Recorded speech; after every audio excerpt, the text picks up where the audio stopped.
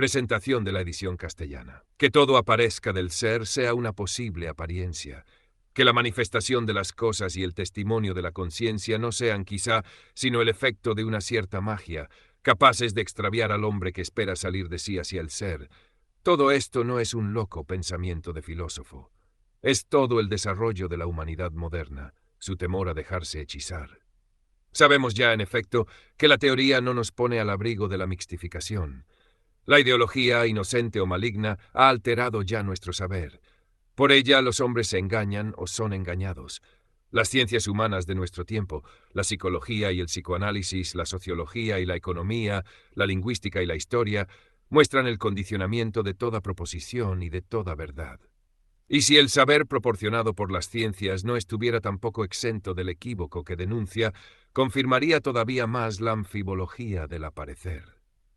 Nuestro libro, accesible desde ahora al público de lengua castellana gracias a esta hermosa traducción, busca una salida a esta referencia al ser.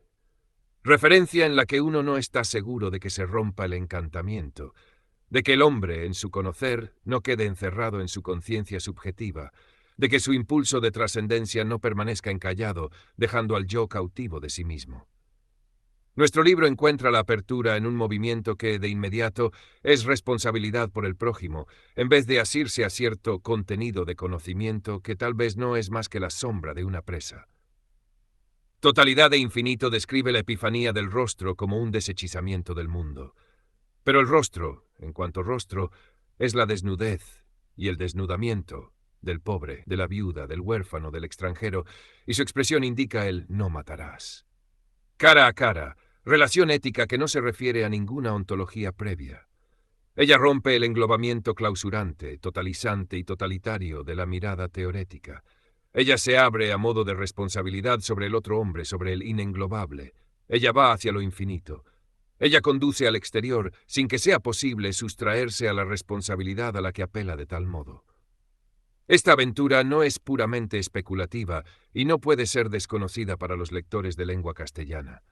La obra maestra de Cervantes que han leído desde la escuela no es solamente la comedia trágica del idealismo temerario en lucha contra la mediocridad triunfante de la lucidez realista.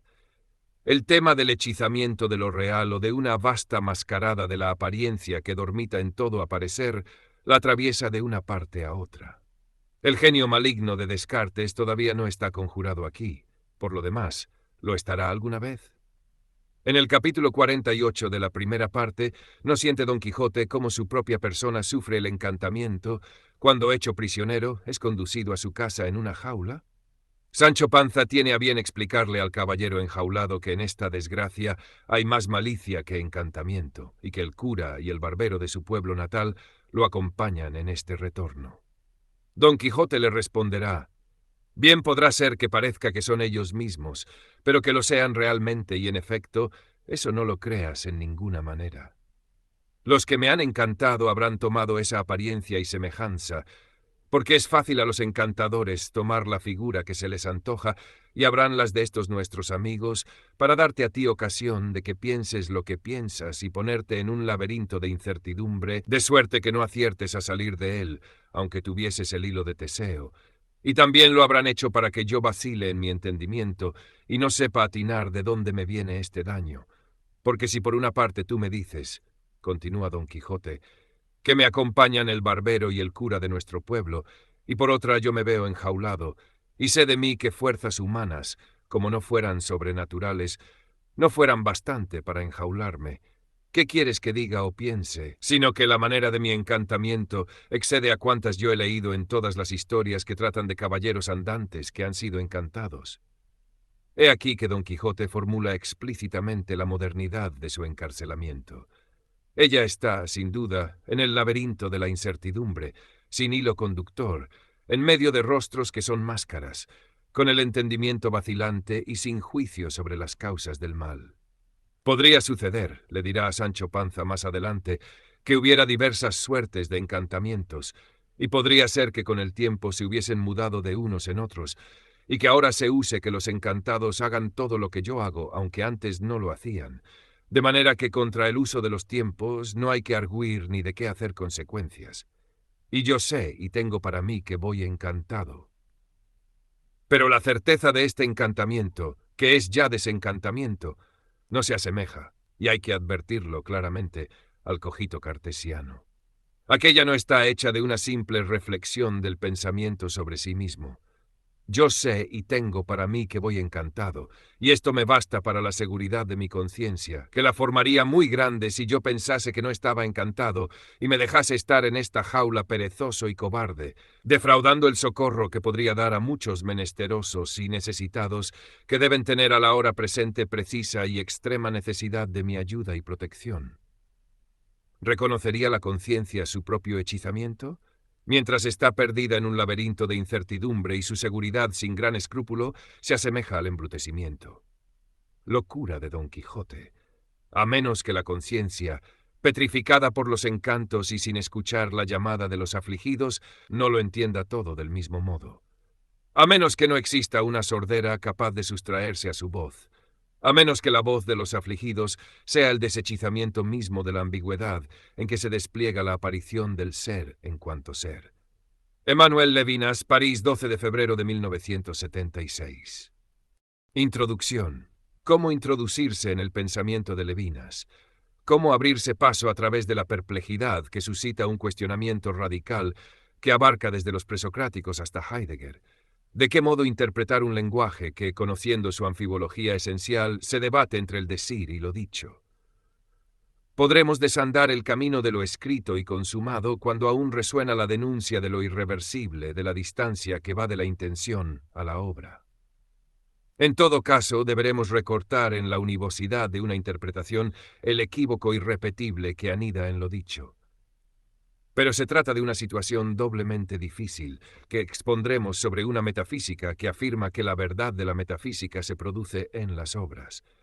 Deberemos hacer la historia de la negación de la historia, la totalización de lo que evidencia la alienación de la totalidad. Pero, ¿cómo tramar en relaciones objetivas un libro que desnuda la violencia que toda objetivación implica? A toda razón se le puede oponer otra razón, escribió Camus, pero se podrá oponer una razón a lo que se presenta como anterior a toda razón.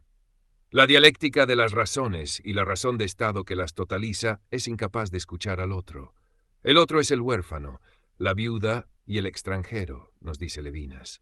Está fuera de la historia en un nivel escatológico que no es producto de una revelación religiosa ni de una proyección futura de la historia. Es experiencia. Con todas estas inquietudes a cuestas, sin embargo, no quisiéramos adelantar los temas que el lector de habla castellana encontrará en el libro que tiene entre sus manos. Por ello, considerando que la bibliografía en nuestro idioma sobre el autor es muy escasa, intentaremos facilitar un contexto para su estudio. Perfilaremos a grandes rasgos lo que pudiera ser una biografía intelectual de Levinas, señalando las conexiones filosóficas más explícitas en su producción. Luego mostraremos las relaciones de su pensamiento con el existencialismo, la filosofía latinoamericana de la liberación y el estructuralismo. Finalmente, a modo de introducción en el orden temático, esbozaremos los planteamientos correspondientes a grandes categorías de la filosofía levinasiana. 1. Historia. Biografía. La Biblia hebrea desde la más tierna edad en Lituania, Pushkin y Tolstoy, la Revolución Rusa de 1917 vivida a los 11 años en Ucrania, desde 1923 la Universidad de Estrasburgo. Con estas palabras comienza Levinas su biografía intelectual, la historia de una excentricidad que es al mismo tiempo la historia del judío europeo en nuestro siglo. Cada hecho evocado con la precisión de quien hace memoria buscando un sentido al tiempo perdido, intenta una justificación o una coartada para una producción intelectual que se interna tanto en los comentarios de la exégesis rabínica como en los senderos más abruptos del pensamiento filosófico contemporáneo. 4 lecturas talmúdicas, 1968, y Difícil libertad, 1963. Darán testimonio de aquella excentricidad y de aquella Biblia hebrea. El recurso a los novelistas rusos en los pasajes más inefables de su obra filosófica rememorará los ojos embargados de una niñez lejana. En Estrasburgo, donde enseñaban entonces Charles Blondel, Halbwachs, Pradines y Carterón y más tarde Geroul, amistad de Maurice Blanchot, y a través de maestros que habían sido adolescentes cuando el caso Dreyfus, visión para un recién llegado, extraña y deslumbrante de un pueblo que iguala a la humanidad, estancada en Friburgo y aprendizaje de la fenomenología, comenzado un año antes con Jan Hering. Estrasburgo es una zona fronteriza particularmente sensible a la influencia alemana. Allí el movimiento fenomenológico despierta el interés de nuestro futuro filósofo, guiado en sus primeros pasos por Hering. Este ha publicado Fenomenología y Filosofía Religiosa en 1925. Es la primera avanzada notable de aquella corriente filosófica en el mundo francés. Pradines también ha comentado y criticado posiciones de Husserl en su trabajo sobre la sensación, Le Problème de la Sensación, 1928. La suerte de algún modo está echada, y Levinas partirá hacia Alemania en busca de Husserl. En un contexto más amplio que el de la filosofía, Levinas será tocado por la universalidad francesa y por el optimismo de una generación que había ganado el caso Dreyfus y la guerra de 1914. Generación que, comentará en 1949, recordaría más el triunfo conseguido por la justicia que el hecho de que en plena civilización hubiera sido posible una injusticia. En Friburgo está terminando la carrera de Husserl como profesor y se perfila una nueva etapa de la fenomenología con Heidegger. La confrontación de estos dos pensamientos suministraba en Friburgo un tema importante de meditaciones a una raza de alumnos que entonces finalizaba, formados por Husserl sin la influencia de Heidegger. Eugen Fink y Ludwig Landgrave estaban allí. Para aquellos que llegaron con Heidegger en el invierno de 1928 a 1929, Husserl, retirado desde el fin del semestre de ese mismo invierno y que había enseñado ya media jornada durante el semestre de transición del verano de 1928, no era más que un precursor. Indirectamente por estas discusiones, entraba yo en la fenomenología y me formaba en su disciplina. En 1930, Levinas publica su primer libro titulado Teoría de la Intuición en la Fenomenología de Husserl, en el que se reconoce explícitamente la influencia heideggeriana. Husserl es interpretado en el contexto del movimiento filosófico que ha generado. Luego, París. Allí escucha a Brunswick, a quien ha dedicado un artículo lleno de generosa comprensión y respeto. Asiste a los sábados filosóficos de vanguardia en los que Gabriel Marcel expone un pensamiento personal y sugestivo que testimonia una afanosa búsqueda por formular la problemática de la alteridad. También la amistad con Jean Wahl, uno de los grandes precursores y estudiosos del existencialismo, a quien dedicará totalidad e infinito. La ocupación, largos años de cautividad. El renacer de una problematizada intelectualidad francesa después de una experiencia sin lugar a dudas traumática.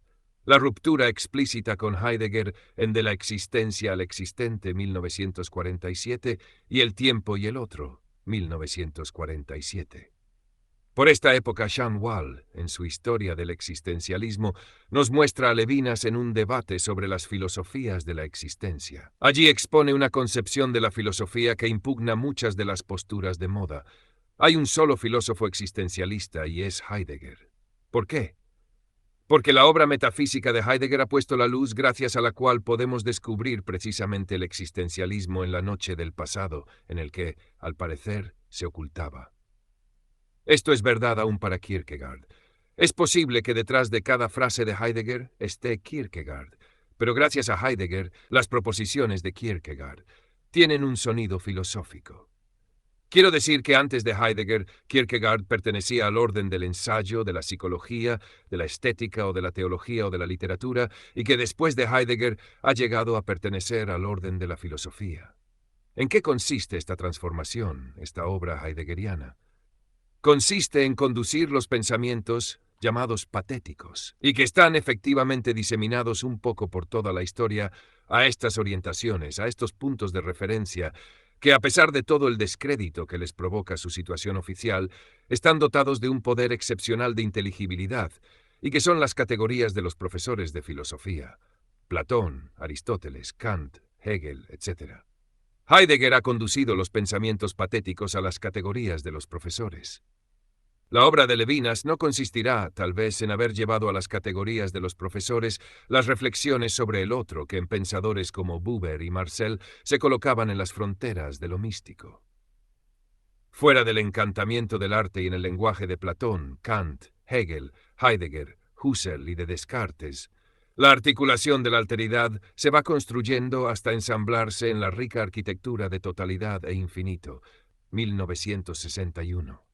Finalmente, en discusión con el último Heidegger, Merleau-Ponty, las nuevas interpretaciones de Husserl y el estructuralismo, aparecerá la nueva edición de Descubriendo la existencia con Husserl y Heidegger, 1967, Humanismo del otro hombre, 1972, y De otro modo que ser, Autrement qu'être, De otro modo que ser, en 1974.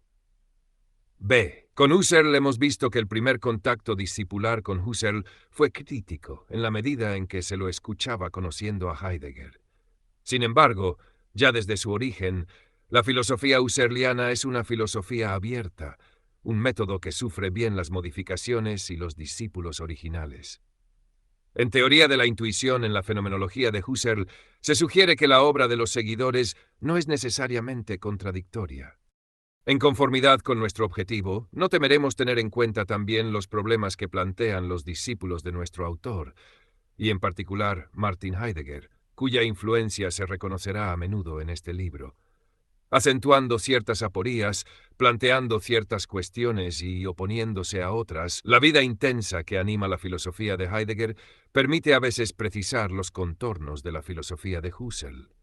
La fenomenología sacaba la filosofía de la encrucijada idealismo-realismo, dirigiéndola a las cosas mismas, en una aspiración por lo concreto cuya urgencia marcaba el espíritu de la época. Las construcciones del mundo que se habían realizado eran eso, construcciones. El naturalismo olvidaba que la pretendida objetividad de la naturaleza había pasado por la conciencia, que había sufrido las diferentes decantaciones de la historia y la cultura, y que su objeto, en última instancia, era un objeto de segunda mano. La vuelta a la intencionalidad de la conciencia pretendía entonces poner entre paréntesis toda construcción previa, toda la historia y hasta las causalidades, para ir al ser antes de interpretarlo. En esta línea, la intuición era intencionalidad privilegiada en su contacto con lo real. No obstante, Levinas concluye, después de un prolijo análisis de la teoría de la representación husserliana, que esta postura sigue siendo intelectualista.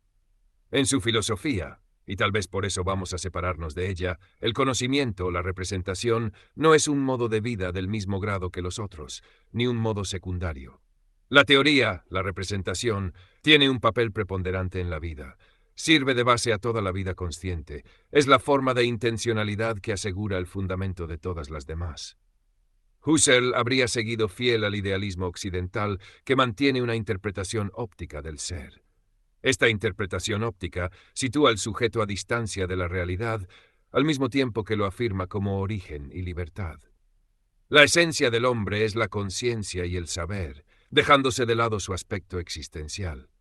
Heidegger ha dado, en este sentido, un paso fundamental al sumergir el hombre en la existencia.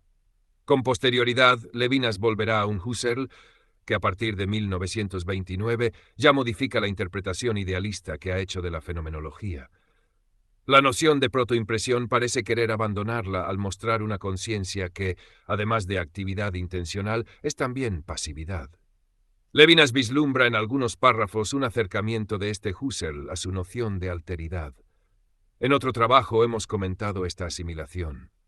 La protoimpresión es creación primera absolutamente inesperada, cuyas determinaciones previas y horizontes ya preparados para acogerla se diluyen en su originalidad primera.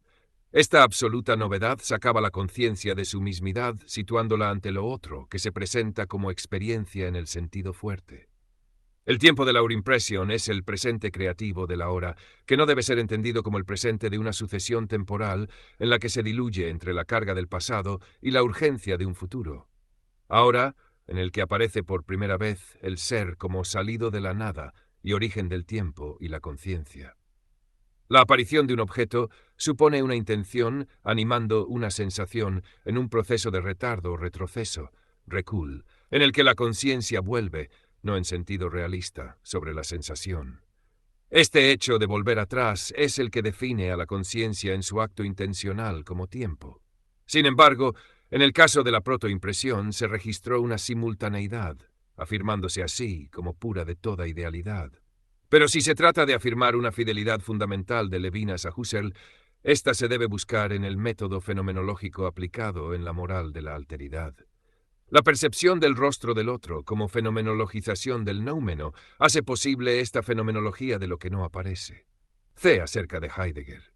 Pero Heidegger, que ha dejado atrás el idealismo clásico que subordina el ser a la conciencia, apela en última instancia a su procedimiento más fundamental: comprender lo que es, lo concreto, el ente, por lo que no es, por el ser.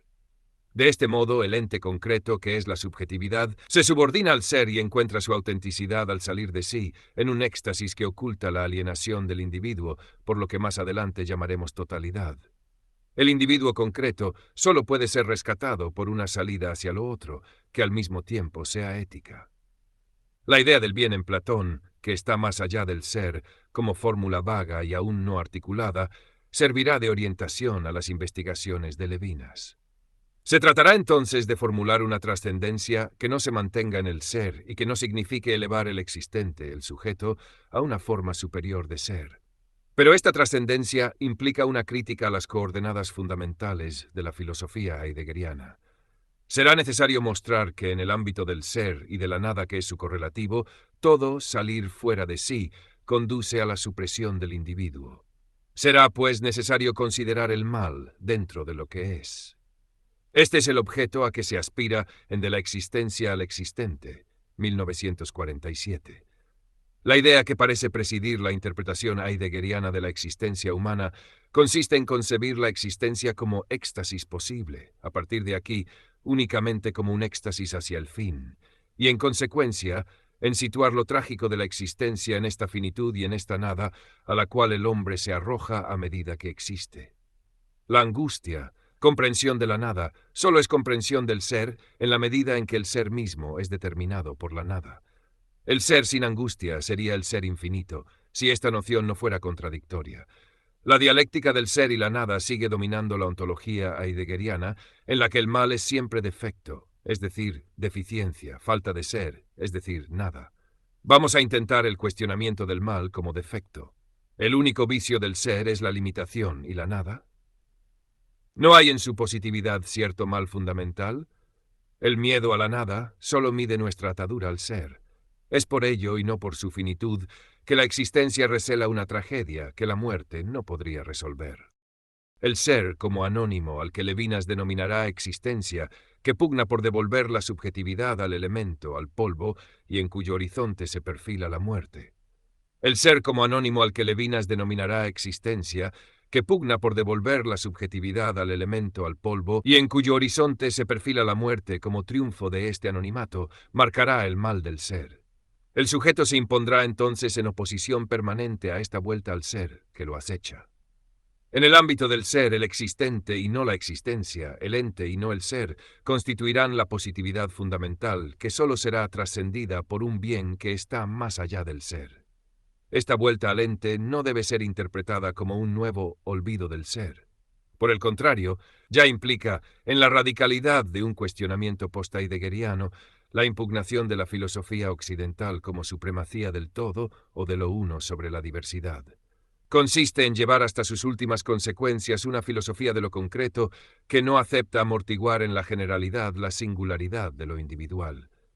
La ontología, el ámbito de lo que es, no se preguntará tanto por el ser como por los seres.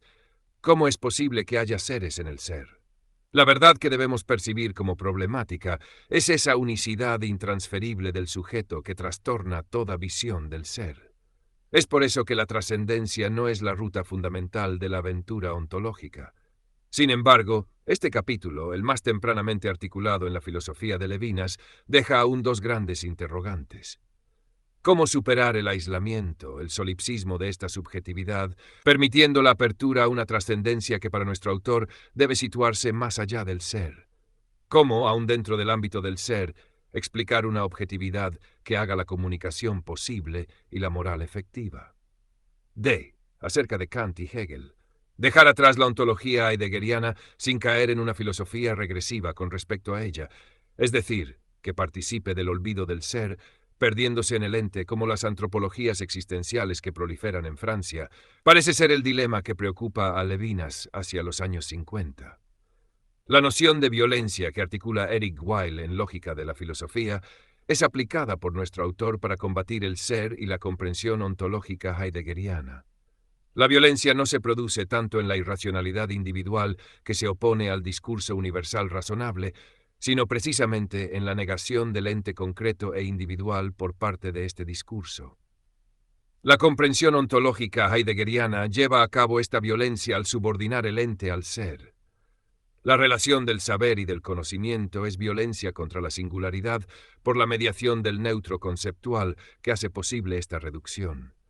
Si se pretende superar el solipsismo por el saber o la comprensión, el ente concreto va camino a su alienación. Se trata de encontrar otro género de trascendencia que no sea el de la comprensión y que prefigure un absoluto hacia el cual pueda abrirse el ser individual sin que resulte alienado por ello. Este absoluto es el imperativo ético que funda toda racionalidad. El esquema de la razón práctica kantiana puede, si no suprimir la ontología, por lo menos disputarle su primacía filosófica. La ética es anterior a la ontología. La alteridad de la ley moral es tal que no llega a alienar la libertad subjetiva que es mandada, es autonomía en lugar de ser heteronomía. En una palabra, no llega a ser violencia. El contexto kantiano de esta superación de la ontología es reafirmado por el sugestivo título Libertad y Mandato, en el que Levinas discute las especificaciones de esta no violencia moral. Sin embargo, hay en este esquema dos puntos aún no resueltos satisfactoriamente: la superación del subjetivismo y el respeto del concreto, ya que de algún modo ha sido dado el salto a la trascendencia por la universalidad de la norma. Aquí nuestro autor se interna más y más en la problemática hegeliana, y el lenguaje que van tomando sus artículos lo atestigua. El planteamiento de la razón práctica debe sufrir una modificación radical para que el ente concreto sea algo más que una naturaleza de necesidades egoístas en búsqueda solipsista de su felicidad. En una palabra, el noumeno debe salir a la luz para anteponerse objetivamente a una razón que pretende el monopolio de la objetividad en el campo fenomenal. Y aquí radica la originalidad del planteamiento de Levinas. El noumeno es el otro que se manifiesta en una relación de no violencia que es esencialmente lenguaje y no poder. Por lo tanto, la metafísica es posible. La metafísica es ética y al mismo tiempo filosofía primera.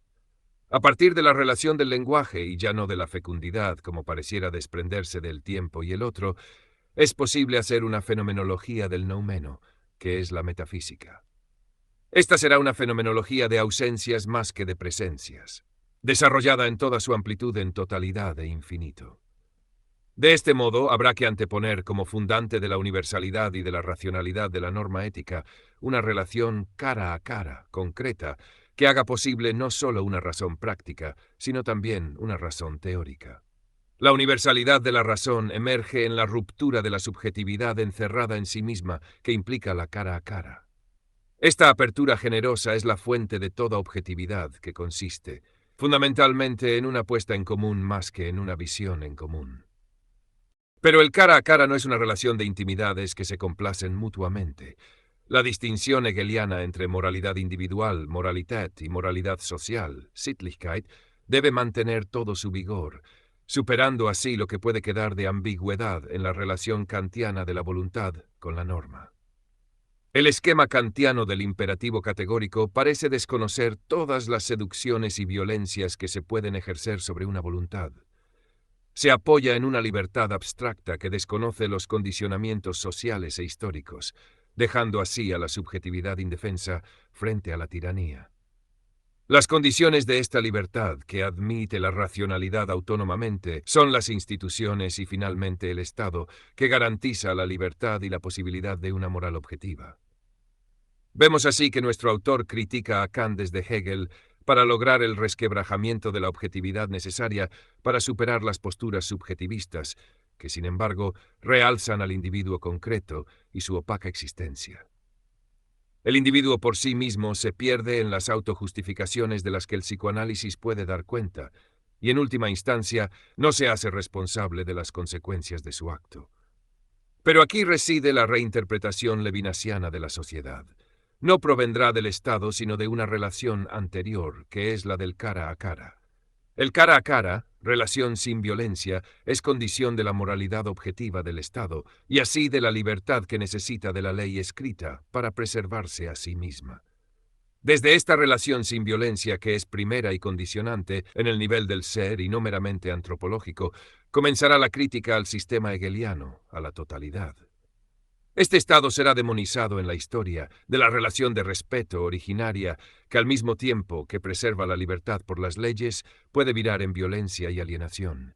Esta última posibilidad será enfatizada notablemente en Totalidad e Infinito, marcando el clima antihegeliano que predomina en esta obra.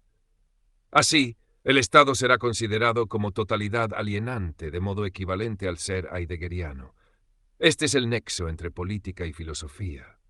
Ahora es posible desarrollar fecundamente el desenmascaramiento ideológico de la filosofía que efectúa Totalidad e Infinito, que no es necesariamente marxista. Afinar y articular la alienación que se produce desde la neutralidad del ser heideggeriano al ente concreto, y desde el espíritu hegeliano hacia la subjetividad, permitirá un análisis original de estos dos niveles de alienación paralelos a lo largo de la historia de la filosofía occidental. La dialéctica de la exposición filosófica de Levinas se construye a menudo con la crítica de una postura filosófica desde otra filosofía que es finalmente criticada, esta vez desde la posición de nuestro autor. Hemos visto que la crítica a Heidegger se efectúa. La ontología es fundamental, libertad y mandato. Desde la razón práctica kantiana modificada por el cara a cara, que es postulado como fundamento. En el yo y la totalidad, la ética kantiana es duramente atacada, como moral subjetiva que se pierde en los juegos del examen de conciencia.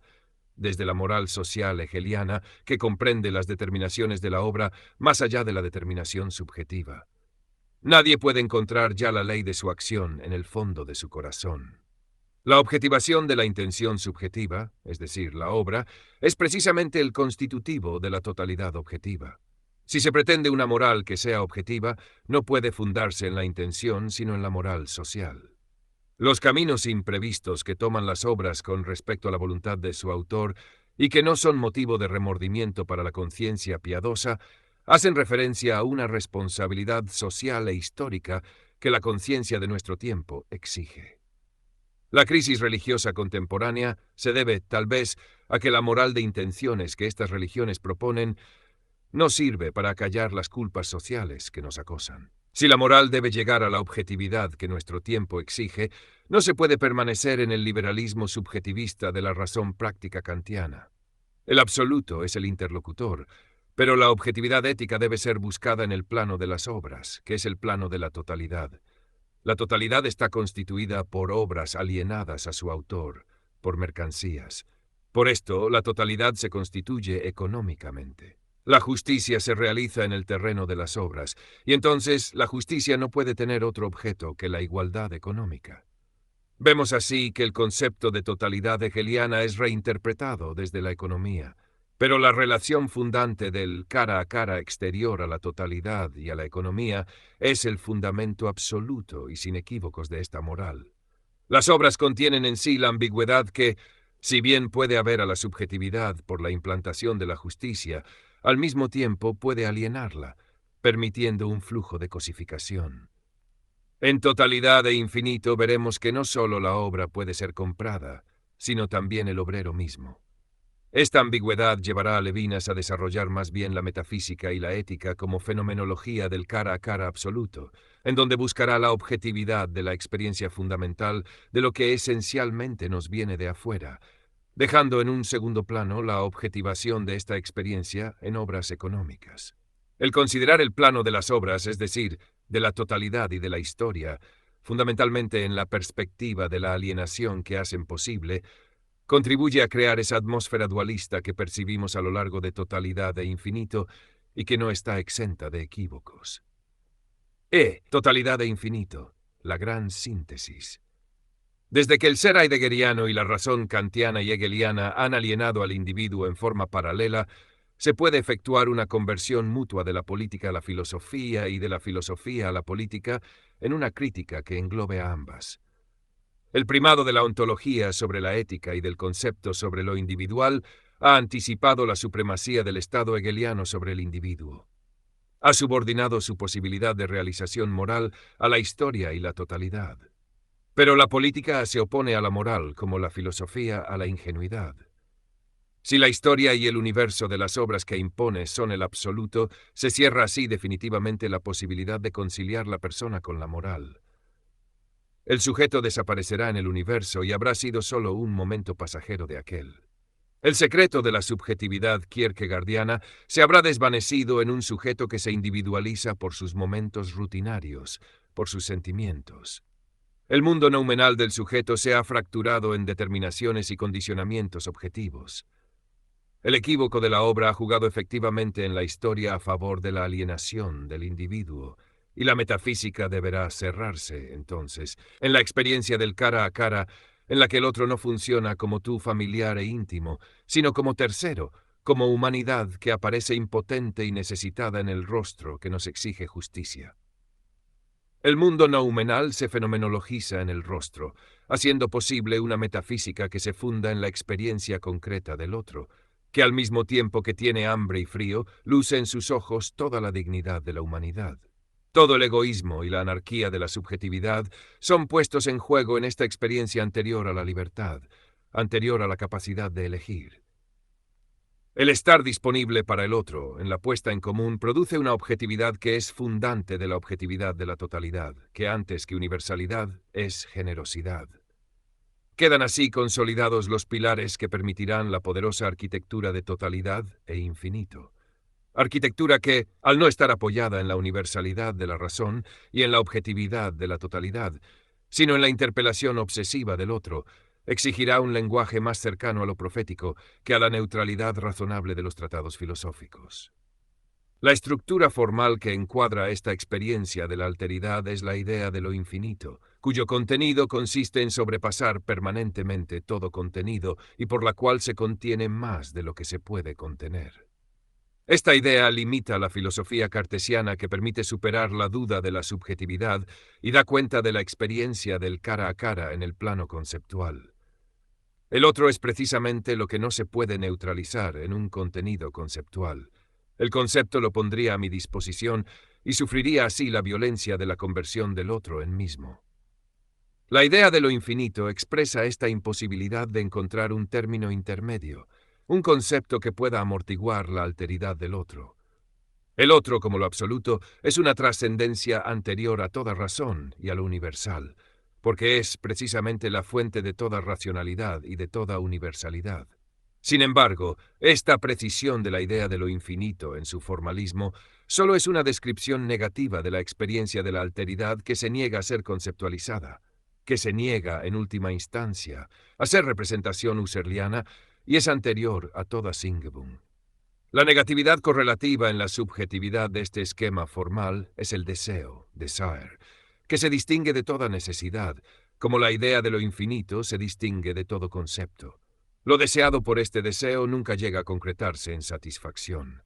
No es la carencia de la necesidad que se complace en la satisfacción, sino que es precisamente insaciable, y cuando ha agotado toda satisfacción y todo el placer posible, aún se sigue perfilando como vacío infinito que no ha comenzado a ser aplacado. Tampoco es nostalgia o recuerdo de un bien perdido, porque es deseo de un país en el que no nacimos. La metafísica parte, en su constitución negativa, de esta experiencia de la insatisfacción absoluta para pasar a una descripción positiva como fenomenología de la experiencia del cara a cara y de la relación sin violencia que en ella se instaura como lenguaje. Esta descripción positiva descubre o escucha al otro como necesitado, como el extranjero, la viuda y el huérfano, que exige justicia, y al mismo tiempo muestra la excelencia sin límites de lo altísimo como moralidad. Se sugiere, brevemente en algún párrafo, que esta interpelación exige obras. Sin embargo, este aspecto se ve desdibujado en totalidad e infinito. La moral social ha sido englobada con la totalidad en la alienación de la subjetividad. La metafísica se desentiende así en buena medida de la historia, y más precisamente se opone a ella. Se limitará así a la experiencia absoluta fundante de toda obra buena, desligándose de este segundo plano de objetivación que ya se encuentra sumergido en el equívoco alienación-trascendencia, que tiene como fundamento último la corporalidad y su ambigüedad.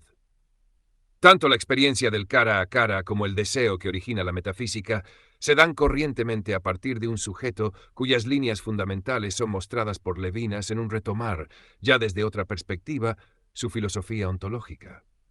El sujeto, como sujeto de necesidades, es un para sí. Egoísmo que se mantiene a pesar de la distancia entre la voluntad y la obra, y así contribuye a la construcción de la totalidad. No está Geworfen en la existencia, surcado originalmente por los miedos y la angustia, sino que su conciencia primera como sujeto es la del gozo de la vida.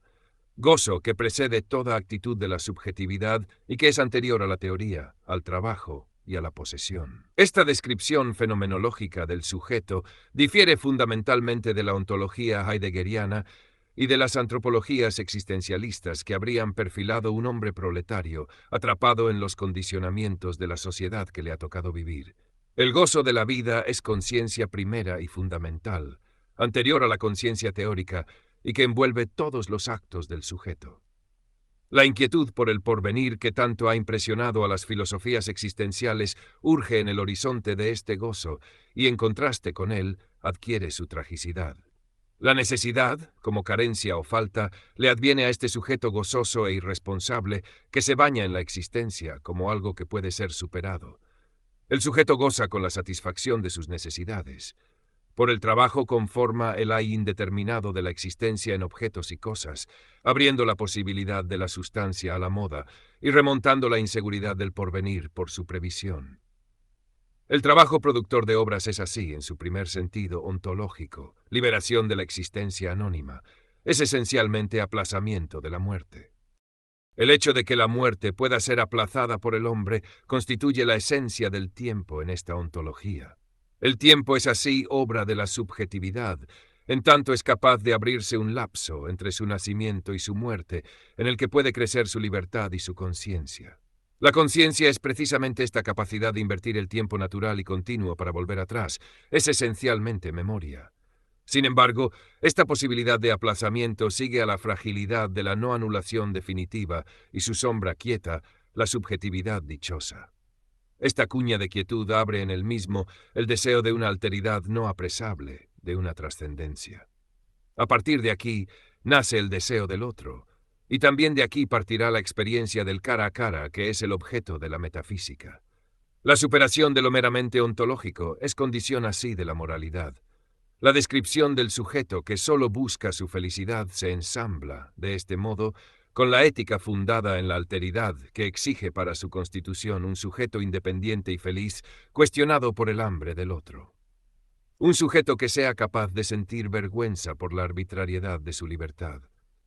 Hemos visto que la situación del absoluto en el otro, que busca en esta misma experiencia su objetividad ética, desconecta la moral de la historia que entonces se interpreta fundamentalmente en su versión de alienación de la subjetividad. Se produce así una escisión entre una ética absoluta y buena y una historia que es por naturaleza injusta. Sin embargo, Levinas no se resigna a perder el campo de la ambigüedad, donde el bien y el egoísmo se entrelazan de tal forma que no pueden ser desanudados. Los estudios sobre el eros y la filialidad en la última parte de Totalidad e Infinito describen y sitúan esta ambigüedad fundamental. El encuentro mutuo de los amantes los pierde en una alienación sin estructura que los transporta en su pasividad, aún más allá de alteridad inaprensible que adquiere su realidad en la transustanciación del Hijo. Se produce así una novedad capaz de renovar el hilo de la historia que no puede ser deducida de sus antecedentes. El salto de trascendencia que implica en un ser para la muerte, llegar a ser para más allá de la muerte, por el Hijo y también por la obra que generosamente, vaciada de todo egoísmo, es la que lleva a la historia que no podré ver. Perfila levemente una posibilidad de justicia política que trascienda la legalidad y su equilibrio racional. 2. Contextos. A. Las filosofías de la existencia. No podría llegarse a un entendimiento cabal de la filosofía de Levinas sin explicitar al menos en grandes líneas su conexión con las filosofías de la existencia que predominaron en Francia y en buena parte del mundo hacia la Segunda Gran Guerra. En la obra de nuestro autor palpitan las inquietudes fundamentales de estas corrientes filosóficas.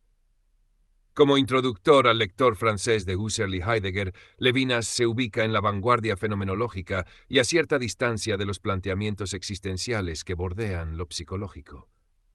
Desde este punto de vista, reivindica el primado filosófico de la ontología sobre la patética de las antropologías existenciales. Sin embargo, asume el análisis de estas experiencias patéticas desde una perspectiva en la que se intenta echar luz sobre su raíz ontológica. La búsqueda de la alteridad no indica en este caso un desconocimiento de la soledad fundamental del sujeto, sino el ahondar esta soledad hasta sus últimas consecuencias. Más allá de la patética, como suele escribir Levinas, hay una estructura ontológica en esta soledad que llega a ser enfrentamiento con la existencia anónima. La soledad es condición de esta existencia subjetiva que rompe así su hermandad con una existencia que deshace toda identidad. La hipóstasis, como existir separado, exige la soledad en un ser que es comienzo y libertad. No puede concebirse así un sujeto sin la soledad en la que se constituye como sujeto y desde la que aspira patéticamente a una trascendencia. La filosofía de la alteridad que elabora Levinas se impondrá como exigencia mantener este solipsismo fundamental en el que el sujeto aspira a lo otro estando solo y separado. Pero el planteamiento ontológico, al situar la separación como una victoria del existente sobre el existir, permite superar la práctica antropológica en la que la soledad es desesperación y abandono.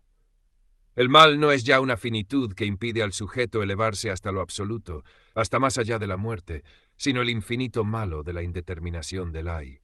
No es la nada que circunda el ser y que, en última instancia, es cómplice del ser, sino ese mundo aún innominado de los espacios siderales y de los desiertos, que pugna por reducir la subjetividad al elemento inerte.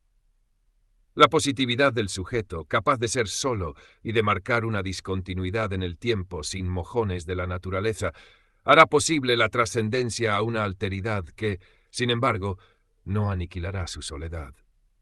Los puntos fundamentales de la filosofía existencial son así modificados por Levinas, pero no suprimidos. La alteridad que plantea no negará las angustias de la subjetividad al colocarse en la perspectiva de la economía del ser como ontología o como metafísica. Pero el clima filosófico de los planteamientos existenciales genera también, como contrapartida, las objeciones provenientes del marxismo, que ponen el espíritu entre la esperanza de una sociedad mejor y la desesperación de la soledad. Los intentos por superar este agudo dilema caracterizarán las obras filosóficas más significativas del periodo. Levinas verá en ella una cuestión de dos morales opuestas. Ambas se acusan finalmente de inauténticas, una basada en la experiencia del trabajo y de los valores materiales esencialmente económicos, y la otra en la angustia de la muerte, el absurdo y la soledad que se amparan en lo más recóndito de la subjetividad. Al abordar el sujeto como hipóstasis, se muestra la relación insuperable del yo así, determinación opaca que ata el existente al hecho de su propio existir. El peso de sí mismo es la materialidad del sujeto, determinación que no debe ser vista como pasado, sino que obliga en todo presente y conduce al hartazgo de sí mismo. El sujeto está siempre con la tara de su sí mismo a cuestas. Pero esta materialidad es también, como corporalidad, la que posibilita espantar la noche de la existencia por el trabajo y la teoría manteniendo la separación. La preocupación por la subsistencia no es una caída en la que se denigra la finitud del sujeto, sino su esencial constituirse como sujeto. La moral de los alimentos terrestres tiene una jerarquía ontológica fundamental y es, en este sentido, auténtica lucha por la salvación. El existencialismo, al menospreciar la necesidad, ha caído en el idealismo. La verdadera relación entre salvación y satisfacción no es la que percibe el idealismo clásico y que el existencialismo moderno mantiene a pesar de todo. Hay un humanismo que, al enfatizar el estado de abandono de la condición humana, olvida que al mismo tiempo en ella se dan las posibilidades de remontar este abandono y de adelantarse a la inseguridad del futuro por el trabajo y la teoría. El hombre no es un ser que se entrega a la muerte, ser para la muerte, sino por el contrario es contra la muerte, y se realiza en tanto que hombre precisamente en el aplazamiento permanente de su final. La muerte se perfila así como finas secas y retorno al elemento anónimo, como imposibilidad de toda posibilidad, y no como quiere Heidegger, posibilidad de la imposibilidad. La virilidad del existente en su soledad consiste en su resistencia imprevisible a esta alienación definitiva que no debe ser vista como realización.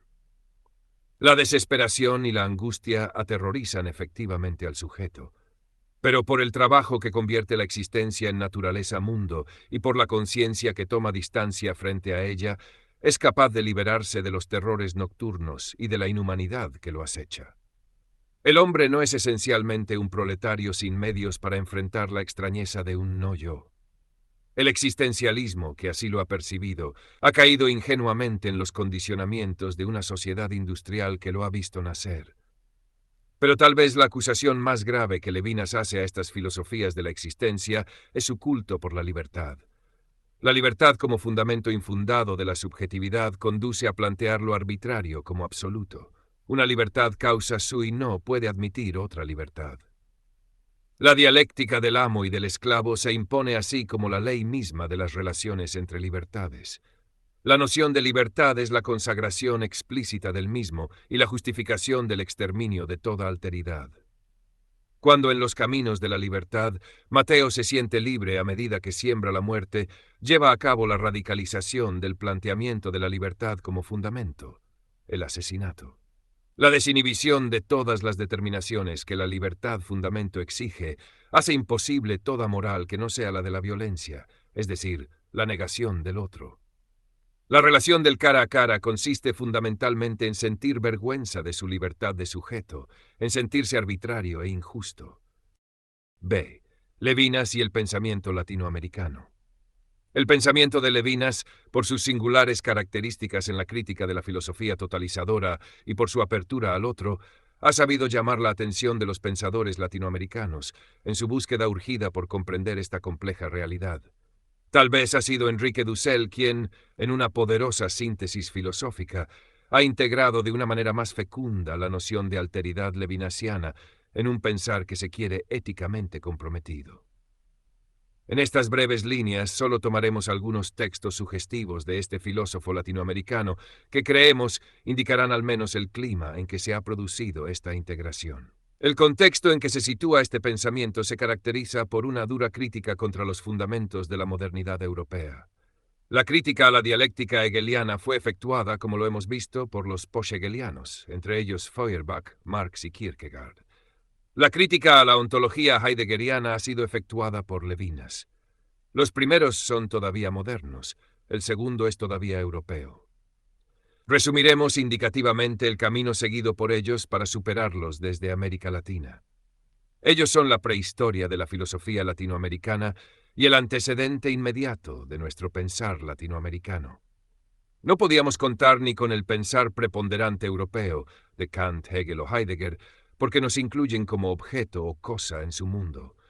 No podíamos partir de los imitadores latinoamericanos de los críticos de Hegel, los marxistas existencialistas latinoamericanos, porque eran igualmente inauténticos. Los únicos reales críticos al pensar dominador europeo han sido los auténticos críticos europeos nombrados o los movimientos históricos de liberación en América Latina, África o Asia. Es por ello que empuñando y superando las críticas a Hegel y Heidegger europeas y escuchando la palabra provocante del otro, que es el oprimido latinoamericano en la totalidad nordatlántica como futuro, puede nacer la filosofía latinoamericana que será analógicamente africana y asiática. Veamos muy resumidamente cómo pueden servirnos los pasos críticos de los que nos han antecedido y de cómo deberemos superarlos desde la provocación al servicio en la justicia que nos exige el pueblo latinoamericano en su camino de liberación.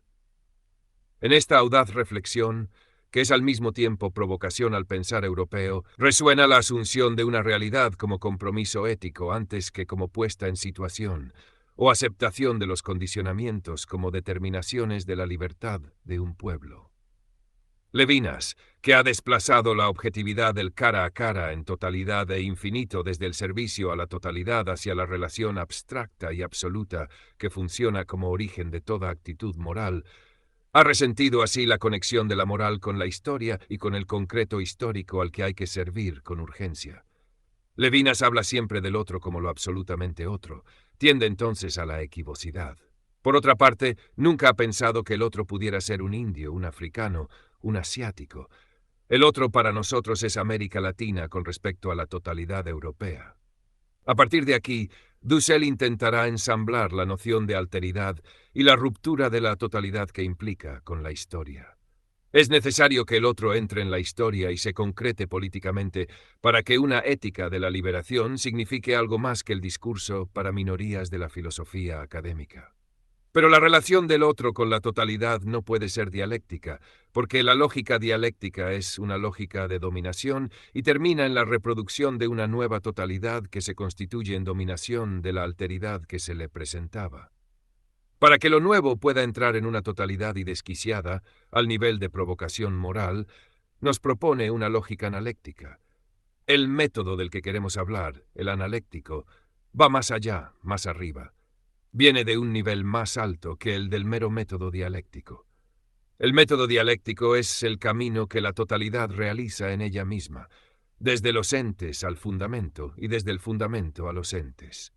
De lo que se trata ahora es de un método o del explícito dominio de las condiciones de posibilidad, que parte desde el otro como libre, como más allá del sistema de la totalidad, que parte entonces desde su palabra, desde la revelación del otro, y que, confiando en su palabra, obra, trabaja, sirve, crea.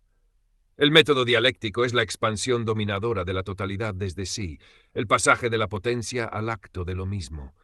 El método analéctico es el pasaje del justo crecimiento de la totalidad desde el otro para servirle al otro creativamente.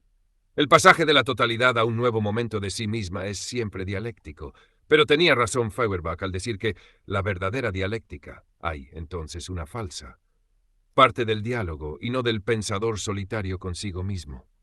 La verdadera dialéctica tiene un punto de apoyo analéctico, es un movimiento anadialéctico, mientras que la falsa, la dominadora e inmoral dialéctica es simplemente un movimiento conquistador, dialéctico. El otro que aparece desde fuera de la totalidad, es decir, que no es una de sus posibilidades y por lo tanto está más allá de la potencia y el acto, produce la entrada de la novedad histórica. No puede ser deducido del fundamento en su alteridad, y cualquier intento en este sentido significará su anulación o explotación. Esta imposibilidad de pensar el otro es discurso negativo desde la totalidad que llega a ser positividad con la revelación del otro. El otro ya constituido como fundamento ético deja atrás el orden ontológico. Vemos al filósofo latinoamericano más próximo al Levinas de El yo y la totalidad, 1954, que al de totalidad e infinito, 1961. El pensar, que parte de lo ético como absoluto, lo persigue así hasta su objetivación como servicio en la totalidad y en la historia. Las resonancias histórico-objetivas que adquiere en este contexto el pensamiento del filósofo europeo resultan insospechadas en el mero análisis de su obra. Y el pensamiento estructuralista. El estudio filosófico del lenguaje indica que éste no se reduce a un sistema de signos que duplicaría los seres y las relaciones. Su función no acaba en la nominación, aunque también la incluye. Por eso es también un sistema de signos, de nombres. Pero la coagulación en sustancia del fluido del sentir, que el nombre supone, designa el carácter querigmático de la identificación, aunque en el seno de una pasividad. Nominación. Consagración de esto en tanto que esto, o de esto en tanto que aquello, por un decir que es también un entender y un escuchar, que se absorbe en lo dicho. Obediencia en el seno de un querer, querigma en el seno de un fiat anterior a toda receptividad. Un ya dicho anterior a las lenguas expone la experiencia o en todo el sentido del término, la significa, ofreciendo a las lenguas históricas un lugar, permitiéndoles orientar o polarizar así o de otro modo, lo diverso de lo tematizado. Así, la designación no se acopla convencionalmente a los fenómenos en las lenguas históricas, sino que reposa en un ya dicho en el que adquieren su función de signo. El entender y escuchar pasivos indican una dualidad primera y fundante que trasciende el sistema de indicadores. El lenguaje es, en su misma raíz, proposición hecha al otro y en este sentido ética, pero proposición que ya se debate en la anfibología del decir y lo dicho. En efecto, puede ser considerado, por una parte, como sistema de nombres que designan sustancias y acontecimientos que referencian entidades ya identificadas. Pero, por otra, se muestra como verborrea en la proposición predicativa en la que las sustancias se diluyen en modos de ser, en modos de una temporalización. El verbo ser marca precisamente el campo en que es posible la sincronización de la diacronía temporal, llegando al ente y tematizándolo. Pero anterior a la identificación y a la temporalización, hay un decir con una significación que se distingue de la de las palabras, que significa al otro. Es una destematización que surge en la primordialidad del prójimo, marcando una diacronía absoluta, no sincronizable, en la que la responsabilidad por el otro es inmemorial. La responsabilidad anterior a la libertad que el lenguaje supone es la que señala la peculiar relación del cara a cara, como veremos más adelante. Anterior a la decisión y a la lucha por la liberación, anterior a la dialéctica y a la historia, el lenguaje, relación éticamente privilegiada, lleva a cabo así la trascendencia fundante que hace posible la teoría y la historia. Lo dicho, que puede articularse en sistema, y el decir, que marca la transición hacia la aclaración de la estructura, reposan ambos en una significación ética, anterior en la que el decir destematiza lo dicho y es proposición hecha al otro. Por ello, la teoría de la estructura y la antropología no pueden considerarse como disciplinas científicas o filosóficas privilegiadas por ocuparse de la conciencia. Y Hegel, antes que nuestros contemporáneos aplaudieran las estructuras matemáticas, ha cuestionado la evidencia de la conciencia a sí misma, en provecho de los contenidos pensados. Levinas esgrimirá esta crítica. Nada, en efecto, se dice actualmente, está más condicionado que la conciencia y el yo, que se pretendían originarios. La ilusión en la que caería la subjetividad humana sería particularmente misteriosa. Al abordar al hombre, el sabio sigue siendo hombre a pesar de toda la ascesis a la que se somete en calidad de sabio. Corre el riesgo de tornar sus deseos, para él mismo desconocidos, por realidades, de dejarse guiar por intereses que introducen una lamentable trampa en el funcionamiento de los conceptos, a pesar del control y de la crítica que pueden ejercer sus colegas o compañeros de equipo, y de exponer así una ideología con la forma de ciencia. Los intereses que Kant ha descubierto en la razón teórica misma la habían subordinado a la razón práctica, que llegó a ser razón a secas. Estos intereses son precisamente impugnados por el estructuralismo, que tal vez se pueda definir por el primado de la razón teórica. Se halla, sin embargo, que lo humano, abordado como un objeto más, aun si se deja de lado que el saber se abre camino en él, toma significaciones que se encadenan y se implican de un modo tal que conducen a posibilidades conceptuales extremas e irreductibles, que sobrepasan los límites en los que se mantiene la descripción, aun dialéctica, del orden y del ser, hasta lo extraordinario, lo que está más allá de lo posible, como la sustitución de uno por el otro, el pasado inmemorial que no ha atravesado el presente, la posición de sí como de posición del yo, el menos que nada como unicidad, la diferencia con relación al otro como no indiferencia. La ciencia de la estructura fenomenal debe reconocer los límites en los que ha sido posible establecer dicha estructura para no convertirse en ideología engañosa. La objetivación formal de la conciencia puede olvidar los rincones desconocidos de la conciencia que efectúa la objetivación y la banda noumenal que la entorna. Los exabruptos que lo humano causa a la formalización son, precisamente, los puntos de fenomenologización del noumeno. La afirmación de Levinas insiste en que lo inabarcable es la fuente última de toda significación y que ésta es moral. En él, como en Kant, la razón teórica exige una razón práctica que llegue al absoluto. Es necesaria una verdad moral que oriente fundamentalmente los caminos de la ciencia. El significado último no proviene así de la estructura. La ética absoluta no proviene así de la cultura, sino que permite juzgarla. El otro al que la moral se refiere es, en este sentido, abstracto, despojado de las particularidades de la intimidad y también de sus determinaciones histórico-culturales. El descubrimiento de las múltiples culturas que la etnología contemporánea ha hecho posible, y la afirmación de la igualdad de sus valores, al mismo tiempo que manifiesta el rechazo de la colonización espiritual por parte de nuestra época, también referencia una desorientación esencial. El absoluto ético es el que provee de un sentido anterior a toda significación, y es el que pone un punto de referencia inamovible al relativismo cultural. La cultura no es un absoluto capaz de dar un sentido, como no lo es la totalidad hegeliana, el Estado o la historia. Por eso, ni las cosas, ni el mundo percibido, ni el mundo científico permiten volver a encontrar las normas del absoluto. Como obras culturales están bañadas por la historia, pero las normas de la moral no están embarcadas en la historia y la cultura. Tampoco son islotes que emergen de ella, ya que hacen posible toda significación también cultural y permiten juzgar las culturas. 3. Temáticas A. El otro. El otro que nos impone la filosofía de Levinas difiere tanto del otro de Buber como del de Gabriel Marcel. El mismo Levinas hace notar las diferencias. Si bien es cierto que la noción de otro en estos autores no se deja captar por la actitud teórica y requiere una relación de trascendencia que no es el conocimiento espectacular que en última instancia conlleva la reificación del objeto conocido, sin embargo, para nuestro filósofo, no es la analogía del mismo lo que conduce al otro. Al llevar hasta sus últimas consecuencias la excepcionalidad de esta relación, termina por reubicar la misma racionalidad del conocimiento objetivo.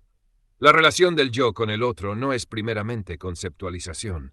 Esta equivale a la reducción del otro al yo, al mismo, en el pensamiento de Levinas. El término intermedio que se pone entre la singularidad del objeto conocido y el sujeto, el concepto, el universal, despoja de su unicidad, es decir, de su alteridad, al individuo. Este individual filtrado no llega nunca a la alteración del mismo que lo recibe, poniendo sus condiciones de posibilidad. Este procedimiento es lícito para la cosa. Es inútil preguntarse por el en sí de la cosa, ya que toda su significación emana del sujeto. La existencia anterior a la conciencia es un fluir equívoco y nocturno que solo despierta horror. Por el trabajo y la posesión se detiene este eterno fluir del elemento y se sustantiviza el mundo en objetos. Pero esta dominación del elemento no se constituye como violencia, ya que no se trata con el otro en este reino de necesidad. Entre la mano y el objeto existe una distancia que es por esencia franqueable y no se puede hablar con propiedad de trascendencia. Este será, pues, el límite inferior de la noción de alteridad en la filosofía de Levinas y nos servirá como negatividad para precisar su noción positiva. En segundo lugar, el otro no es un yo calculable por analogía. Por esto, Levinas elude el término libertad para referirse al otro. Otra libertad como la mía no es el otro. No se trata de un espejo en el que se proyectaría y se objetivaría mi propia imagen. El otro, como otra libertad semejante a la mía, solo puede ser mi enemigo mortal, como lo ha desarrollado Hegel. La igualdad ante la ley y las instituciones solo pueden lograr un equilibrio pasajero que siempre se degrada en lucha. Por esto, el planteo de la analogía puede encubrir las mayores hipocresías e ideologías. Todo reconocimiento encubre finalmente un resentimiento. De este modo, la lógica de esta relación es la dialéctica, en la que confluirían el mismo y el otro en la totalidad, que precisamente se ha tratado de trascender. Es necesario garantizar un esquema descriptivo de la relación con la alteridad que no se reúna dialécticamente en el uno, en el mismo. No puede plantearse como un sistema de correspondencias. Estas exigencias lo llevan a situar la relación del yo con el otro como asimétrica, o, usando otra imagen, hablará de la curvatura del espacio ético. El otro no es un yo situado en la otra orilla, sino que se presenta siempre a distinto nivel. Es, por una parte, el huérfano, la viuda y el extranjero indefenso y necesitado ante el cual soy rico, o es el Altísimo ante quien me siento indigno. Mejor dicho, es las dos cosas al mismo tiempo. Nunca hay similitud en la posición. La relación no parte del sujeto hacia el otro, decidida desde mi libertad, sino que siempre viene inicialmente hacia mí. En este sentido, saca de su reducto a la filosofía de la subjetividad, que parte siempre de un yo puedo o de un yo pienso, para situarla en la pasividad de quien sufre un acontecimiento inesperado. El yo responde a esta llamada por la obra, pero aquí queda como interrumpida la relación. Antes de entrar en la descripción de esta efectividad que hace justicia, Levinas se detiene. La respuesta, que es siempre, en última instancia, un yo puedo, se desarrolla necesariamente desde la perspectiva del mismo, más allá de la alteridad. Este yo puedo desencadenaría una violencia que sería inevitable. Se introduciría en las luchas y en las equivocidades de la historia. En la obra, puede siempre jugarle una mala pasada a la intención. La respuesta del yo quedaría entrampada en los laberintos de una moral subjetiva. En un intento por salvar a la moral de este equívoco, Levinas llamará la atención sobre una pasividad del sujeto anterior a la libertad, anterior a la elección, que no permita confiar la respuesta como un yo puedo. Sería la pasividad originaria del bien que no da lugar a la elección. La discriminación entre el bien y el mal ya entraría en el campo de la libertad y de la ambigüedad. Es como si la coyuntura del cara a cara se describiese en la situación límite en la que el sujeto solo puede responder dando su vida por el otro, garantizando su bondad y desprendiéndose al mismo tiempo de todo poder, al salirse de la historia. Este sería el ser para más allá de mi muerte, que se opondría al ser para la muerte hegeliano. Sin embargo, debemos reconocer que este punto es más sugerido que abordado en esta obra de nuestro autor. La relación del yo y el otro no violenta, más explícitamente desarrollada, es la del lenguaje. El lenguaje, a pesar de presentarse también como obra y poder, como retórica y propaganda, es esencialmente no violento. La puesta en común que efectúa lo configura como generosidad y donación anterior a la lucha. La palabra, además, se diferencia fundamentalmente de toda obra, porque detrás de ella hay un interlocutor dispuesto a deshacer los desvíos y las malas interpretaciones. El que habla auxilia con su presencia las palabras que profiere, hartándolas así de las manipulaciones de la totalidad y de la historia.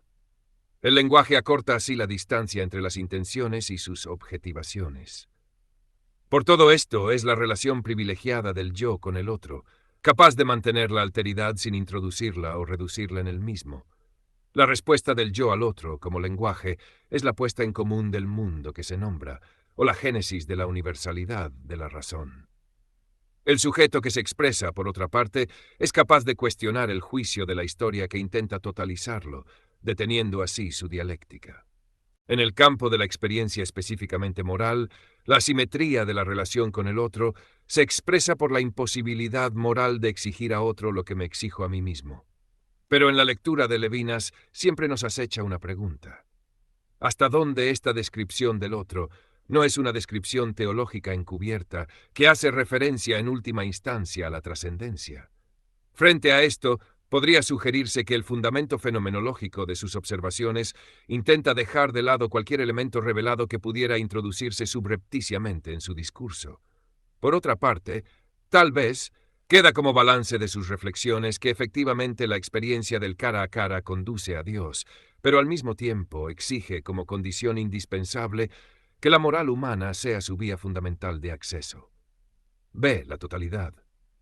La noción de totalidad, que ya desde el yo y la totalidad adquiere una función importante en la filosofía de Levinas, se proyecta en totalidad e infinito en toda su amplitud. Define una tentativa que ha acompañado la filosofía occidental durante todo su desarrollo y que se podría caracterizar por el sacrificio de la individualidad en provecho de lo general, de lo otro en provecho del uno. Pero ha sido Hegel quien le ha dado el carácter más englobante al efectuar la reunión de razón, estado e historia. La crítica de Levinas, en este sentido, es de algún modo hija de esta reunión. La comprensión de lo que es por lo que no es, del ente por el ser, en Heidegger, impugnada ya en De la existencia al existente y el primado de la representación en Husserl, también cuestionando desde teoría de la intuición en la fenomenología de Husserl, llegan a configurarse como cuestionamiento radical de la filosofía occidental al argumentar contra la noción de totalidad hegeliana. No se trata solo de que subordine la subjetividad al todo, lo particular a lo general, sino que la moral misma pueda plantearse desde un absoluto que suprime el sujeto. No consiste ya en un olvido de la ética o de su relegamiento, sino en su constitución por la negación de lo particular. La formulación positiva de esta crítica, en la afirmación del otro como absoluto, permitirá al mismo tiempo salvar la subjetividad de su subordinación al todo, considerándola en su secreto y en su singularidad. La totalidad se constituye a partir de las obras y en estrecha dependencia con la estructura de éstas. La obra se definiría como la objetivación de una intención subjetiva que se separa de la individualidad que le dio origen para entregarse en disponibilidad a quien pueda poseerla. Resume la trayectoria misma y esencial de la alienación de la singularidad, por algo que no puede definirse ya como singularidad. El pasar de mano en mano que se predispone en la obra configura precisamente la concretización del anonimato en la misma humanidad. Esta despersonalización está en la esencia de la totalidad. La obra circula como mercancía en su carácter de posesión alienable y en la fugacidad de su tránsito solo queda la estabilidad del circuito global que, asumido con todas sus implicaciones filosóficas e históricas, es la totalidad. Sin embargo, la obra presenta una articulación que da lugar a una anfibología. Originalmente constituye el instrumento por el cual el existente hace frente a la existencia y hace posible su permanencia como subjetividad. Es, en este sentido, la primera salvación y se produce como economía. El sujeto da una forma a lo informe del elemento y constituye por su laboriosidad el mundo. Esta efectividad se traduce como capacidad de aplazamiento de la muerte, que es siempre inminente, pero que al mismo tiempo puede ser desplazada cada vez un poco. Aquí se origina la temporalidad de un ser para la muerte, que es esencialmente aplazamiento. Por todo esto, la obra es liberación en la economía de la subjetividad.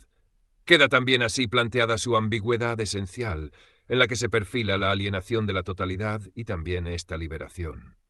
La historia de los historiadores percibe el sujeto como sujeto de obras, reduciendo su singularidad a estas exterioridades que se entregan al análisis y a las explicaciones causales.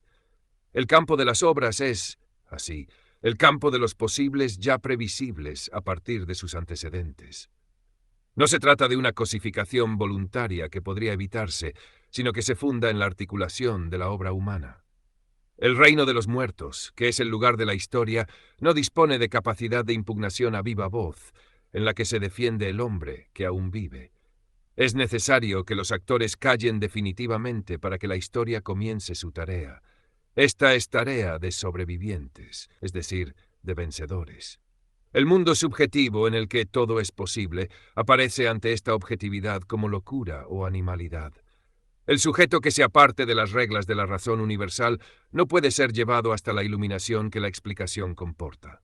El individuo que se define por el conjunto de sus obras es el individuo objetivo que puede ser tema de la ciencia y que no representa necesariamente una singularidad indisoluble que hay que tener en cuenta para comprender la verdad objetiva o formal de los procesos y las estructuras.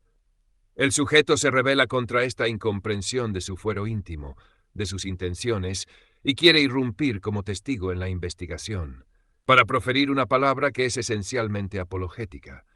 El yo se siente con derecho a la defensa en el deseo inextinguible de decir su secreto. Esta apelación a un juicio que penetre en su interioridad, a un juicio final, no tiene cabida en la historia. La justicia razonable, a la que se puede aspirar, corresponde a la ley y a las instituciones que deben asentarse en el presupuesto de una igualdad fundamental que supere los privilegios y la irracionalidad de un mundo mítico. De este modo, también la legalidad articula un mal menor, en el que al menos todos somos iguales, pero en el que tampoco se puede aspirar a que el sujeto sea visto en su verdad. Es que la legalidad se construye a partir del mismo régimen ambiguo en el que nace la obra, el régimen de la corporalidad. El hombre, por su cuerpo, puede convertir la resistencia de la materia en protección a su favor y también por su cuerpo debe aguardar la muerte. Por él tiene poder, es efectivo, y su libertad, que sin esta efectividad sería nula, puede ejercerse en el contexto del aplazamiento eficaz de la muerte. El dominio de este tiempo, que es la conciencia, inversión del tiempo o memoria, es capaz de alejarse de la inmediatez del presente y prever. La legalidad es previsión en vista a un futuro en el que la propia libertad puede ser alienada por la brutalidad de la fuerza o el ablandamiento de la seducción. La eficacia de la libertad se aplica así para garantizar en lo futuro la posibilidad de esta misma libertad. La objetividad de las tablas de la ley o de los códigos, ya alejados en su impersonalidad de la intención subjetiva, liberarán la libertad. La muerte y la totalidad son conceptos ciertamente correlativos en el pensamiento de Levinas. La totalidad es, de algún modo, el tributo que se paga por el aplazamiento de la alienación fundamental. Es como si la efectividad y el poder que vertebran el para sí, que de hecho siempre es para la muerte, no pudieran dejar de naufragar en la objetividad histórica que los suprime. En este clima desesperante, que empuja al cinismo de la resignación, surge el otro, que no puede ser, y que sin embargo es en la dimensión noumenal de la bondad. El otro, que invoca al yo como rehén insustituible, lo inviste en su singularidad y en su secreto al mismo tiempo que lo saca del sistema. La responsabilidad en la que nadie puede ocupar mi lugar es la constitución del sujeto fuera del sistema. Fuera de la totalidad y de la historia, soy esencialmente para otro, al mismo tiempo que ser para más allá de mi muerte. Ética y política. La política y la historia funcionan, sobre todo en totalidad e infinito, como modalidades de la totalidad o como la totalidad a secas. Sin embargo, algunos textos dejan entrever algo más que alienación en el campo de la política. Así tenemos, por una parte, la política como arte superior de la guerra, por otra, el aspecto de las instituciones que en su equivocidad presentan una faceta de liberación y otra de alienación, y finalmente, una política cuyos perfiles podrían demarcarse a partir de la fecundidad y del ser para más allá de mi muerte. La política como arte de prever y ganar la guerra es la negación misma de la ética y conduce a la totalización más injusta. Se mueve en el campo de la objetividad y de la efectividad, en la que se traduce fundamentalmente la lógica del poder. Esta política se recortaría en una ontología, de hecho incompleta, en la que el sujeto es fundamentalmente un yo puedo, que solo busca su felicidad, su sobrevivencia, participando a sus espaldas en las luchas que desgarran la historia. Al llevar hasta sus últimas consecuencias, hasta la totalidad histórica, esta inclusión en la que no se puede tomar distancia, el sujeto deberá sacrificar su felicidad y sus escrúpulos del presente a un final de la historia. Todo quedará justificado en la paz final que logrará la conciliación de la ética, la felicidad y el bien común. La subordinación que se efectúa en el presente pretende justificarse en nombre de un futuro. Sin embargo, ¿en qué reposa la certeza de la conciliación final? ¿Qué garantiza que no se trata de un simple pretexto para anular los individuos en el todo? La filosofía puede afirmar críticamente este futuro. Levinas sostiene que aún objetivamente, es decir, dentro de las reglas de la totalidad, esta conciliación futura no es críticamente afirmable. De este modo, la subordinación de la ética a la política que se propone provisoriamente en nombre de la objetividad histórica se quedaría sin base de sustentación en la misma totalidad. La dialéctica histórica, alimentada por su propia dinámica, no podría llegar a detenerse en la circularidad esencial de sus luchas. La conciliación final como fruto de la historia sería solo ideología. Sin embargo, quisiéramos subrayar que todo este discurso ha surgido a partir de una descripción que se reconoce incompleta, de un ser para la muerte, que aprovechando la equivocidad terminológica de la expresión heideggeriana, quiere decir para Levinas simplemente mortal, que ineluctablemente va a morir.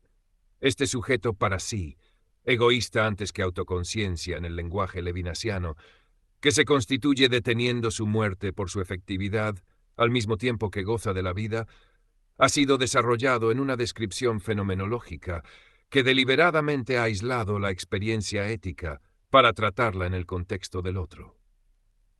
Esta fractura por el tratamiento del sujeto se proyecta igualmente en el tratamiento de la historia y de la política que se construye en la univocidad de lo efectivo, como si sólo la búsqueda del poder y la alienación de la utilización hubiesen constituido la historia, sin que jamás una obra generosa y desinteresada haya contribuido a acelerar su marcha, o si alguna vez hubo una, fue mediatizada por el poder. Totalidad e infinito, en su discurso sobre la totalidad, finge muchas veces esta univocidad de la historia que permite una descripción de perfiles notablemente nítidos.